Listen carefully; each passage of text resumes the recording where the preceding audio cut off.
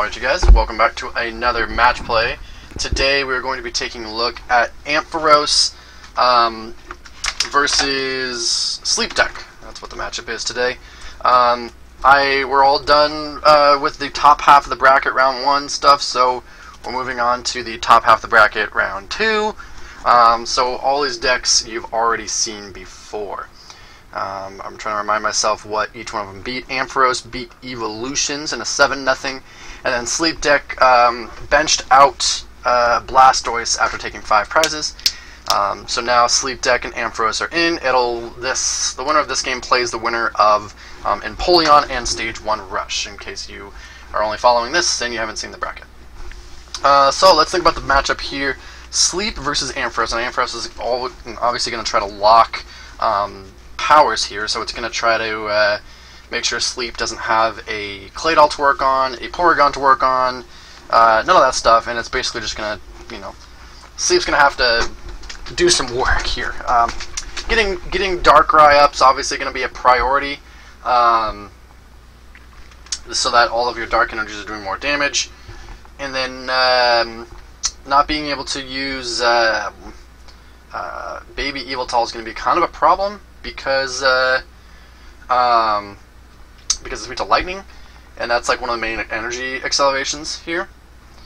So cool thing though, we will get this pretty strong turn 1. It's going to be probably retreat off of the Baltoy, I would imagine. But we're going to Karina for next turn here. That's what it's looking like. Gonna grab a Claydol and an Oak. Maybe I smashed her in here. Yeah, Oak seems kind of weird play. I would probably grab a Scoop Up maybe. Now that I'm looking at it again, so you can reuse that Lapras. Oh, Flowstone works too. So Flowstone will go onto the Spirit Tomb, or probably on the yeah, there we go, on the Zoroark, so I can rush and retreat next turn. Retreat. Gonna go ahead and I would evolve the Zoroark maybe. The Zoroark would probably be, yeah, there you go. That way I can rush and retreat out of the Spirit Tomb, so I can play items next turn and then retreat, and so he still has items. Grady plays a Po-Town Down. Po-Town Down. It's a card that doesn't seem much. I mean, like it's a new, right? So we haven't really been able to see it a lot in the U150 format. It's really good in this deck though, because it's extra damage onto evolutions. But Grady will go ahead and get that the turn to Darkness Grace off. So even though I can rush and retreat, still not going to be playing a lot. So it's a good thing that I have that Claydol in my hand, so that I can draw till I have cards. So we're going to go ahead and evolve there, take the 30 damage. Kind of scary, just because you can evolve into the Ampharos that blocks abilities. So that might have been maybe a misplay to do that, just because I'm only going to get the 1 turn of it, but without it, I'm kind of drawing dead. So maybe I'm just really trying to bank on that Max Potion or what have you, or the AZ or something along those lines. Oh, we are changing things up here. And the Beyblades might go for the level X. Yeah, it does. And then Darkness Grace the Porygon, so that the Porygon keeps damage free. Po-Town is only from your hand, so since Darkness Grace from the deck, we're good there. The Beyblade Search does signify that it's probably the only, probably my only supporter in my hand, because I probably would have played a different supporter, a draw supporter of some sort. So Beyblade comes, the evolution comes down, probably for Claydol. There it goes. I'm not going to be able to use Claydol now that it is damage binded. And I am just going to go ahead and use whatever Spirit Tomb second attack is the one that does 10 damage if you have a Dark Energy. That's all I could really do with that hand. It's item locked. Here's a Guzma. Kind of scary if you can get a knockout here. I don't think you actually can. It would take a lot. Acceleration Bolt only does 30. So Grady goes ahead and Professor Oak's Invention plus Professor Oak. But the one thing that Grady does get off here by doing this is he does put damage on the Porygon allowing me not to use the ability from it because of damage bind. You can kind of see how strong this Ampharos, like, just straight up is, because it slows you down so much in the early game. So much in the early game. So now I can't play double supporters. I can't use Claydol. I'm gonna need to find a max potion or like an AZ or something like that to heal that 30 damage off.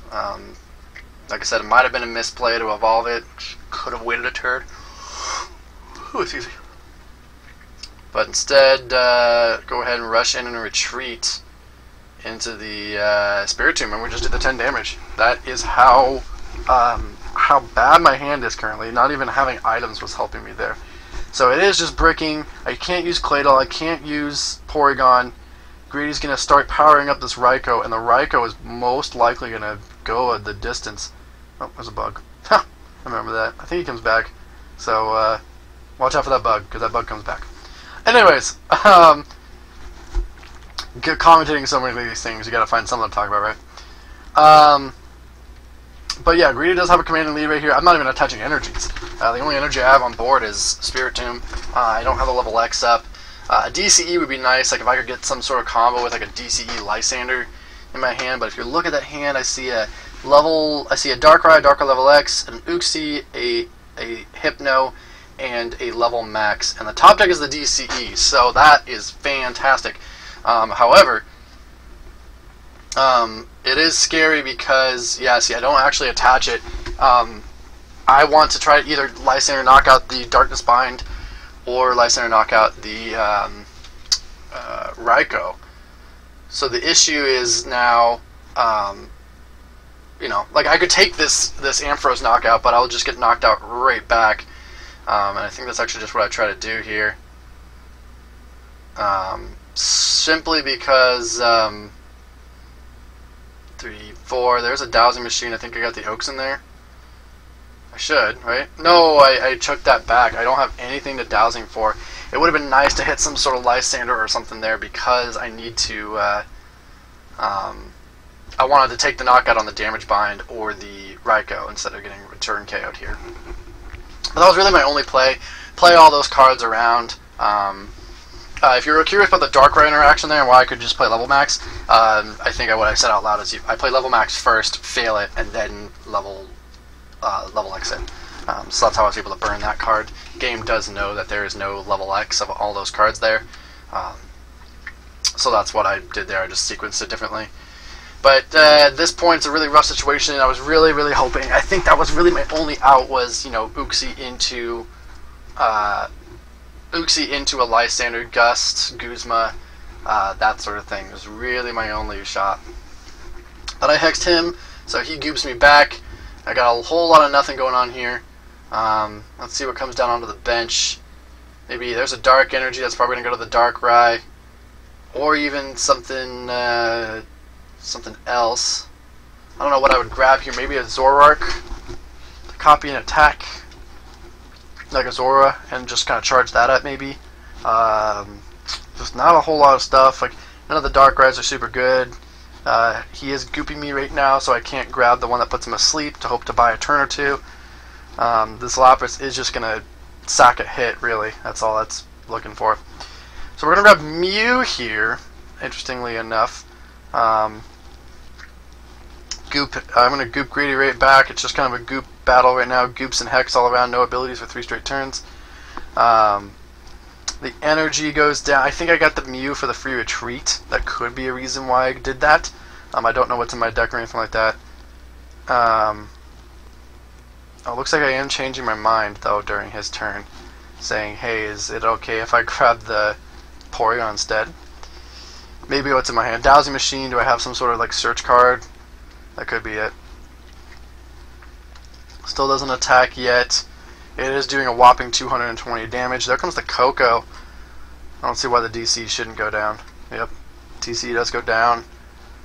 There's the jamming Ampharos. No, not going to evolve it? Yeah, it should be. Every time I play support, everything takes 10. So the rough part about this is that if I evolve into my Porygon 2, I can't play a supporter. I can only really use it once. But there is a knockout since I am weak to lightning, throwing 20 on everything. That's exactly what he needed there. So even though I got the clay doll, it's not going to help me much. Now, if I can get away to get this Zoroark back, that'd be great. I could have gone Retriever there. Dowsing Machine Retriever could have gotten Zoroark back, but no way to attack. So we're going to run Lapras here, most likely for, I would say an N, maybe, because he's got 4. Colress would be nice to draw some more cards. Sycamore, just to get that turn sparked. I think those would be the cards I would get. Looking there, I think my Colress might be prized this game. I do remember really prizing it one game and hating it. And this might be the one. But writing's kind of on the wall already. I'm at 7 prizes and Grady's at 4. We do grab teammates here. That's nice. So I do play the teammates, take 10 on everything. But I think one of those teammates' cards is a Max Potion. Dart Patch to attack. Maybe Max Potion. No. Oh, June or Sycamore or Oak. So I needed that to attack with. Swoop Teleporter that away. Maybe for Mew or no for Yveltal. Probably for Yveltal, I bet you. That's what I would do here. I mean, I'm getting one shot by most of the stuff anyways. Yeah, there's the Yveltal. Hopefully I can have that Max Potion in my hand at all. No, no Max Potion still. So, I do take a knockout because of the plus 10 damage and everything. Taking a prize, going 2 prizes down, but yet I still have that Raikou staring on the face. The damage buy-in can attack me. He's just got so many energy on the field, so many attackers ready to go, and I'm just so far behind, especially since if he ever gets that Coco back, he can take double knockout on the Porygon and the Claydol, and I can't play a supporter unless I want my Porygon dying. The jamming Ampharos will put 10 on everything if I play a supporter, so my Porygon will get KO'd. It is kind of rough. He does trump card here though, so it signals that, you know, obviously no Coco available. But you see this Ampharos attacking. I'm confused what it does, but you know, yeah, what it does, I think it reflects energy. So do an attack, move an energy down, take some damage. Kind of scary for him to put the damage bind up there. We're gonna go ahead and sleep. Then we swoop away the Lapras. Don't really know what to grab here. Probably a Zora, I betcha. That'd be what I would grab. A Zora. Yep, there we go. Now if I can BTS it up, we're in business, right? This is kind of what I'm looking for. I'm looking for a way to get broken time space. Well, he has broken time space, so I just need the Zoroark. Oh, there's the attachment, so not going to grab it. We're oracling for next turn, though. I think Greedy's asking. Oh yeah, I'm playing a supporter, so I do take the 10. I sack the Porygon so that I can oracle. Get set up for next turn, obviously dead hand. There's a computer search that I have on top, or I put the second card aside the computer search. 30 accelerate to the Zora. I need this Zoroark to probably go the distance here. What I need is, because he's going to come up and knock me out. Oh, but he flipped Tails on the sleeve, so that's nice. But really, I can't play another supporter, right? Because jamming will kill the Claydol. So I can't do that. It'd be really nice to hit the Zoroark and the knockout on something, right? That probably the Raikou would be the best thing to take a knockout on.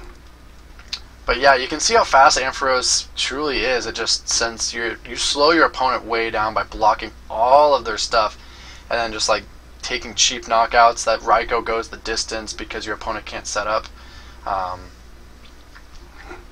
Grady's got a little of everything there. He's got the Gust in his hand even, but he's not going to play it because he needs a way out of the active.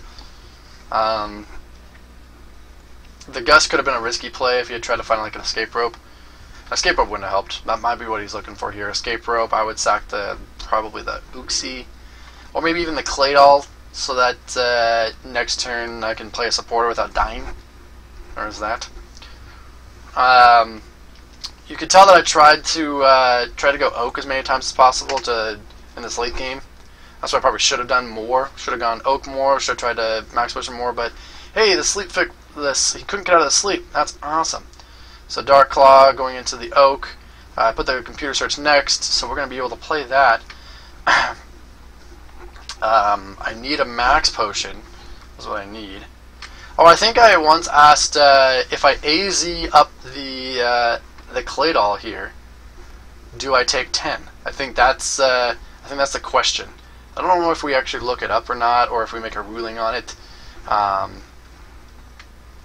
Because we have to read some stuff, I think it's... I'll have to reread the cards again, but that's an interesting thing. Like, when I play the AZ, do I take the 10 immediately on the... yeah, so here's me ruling it.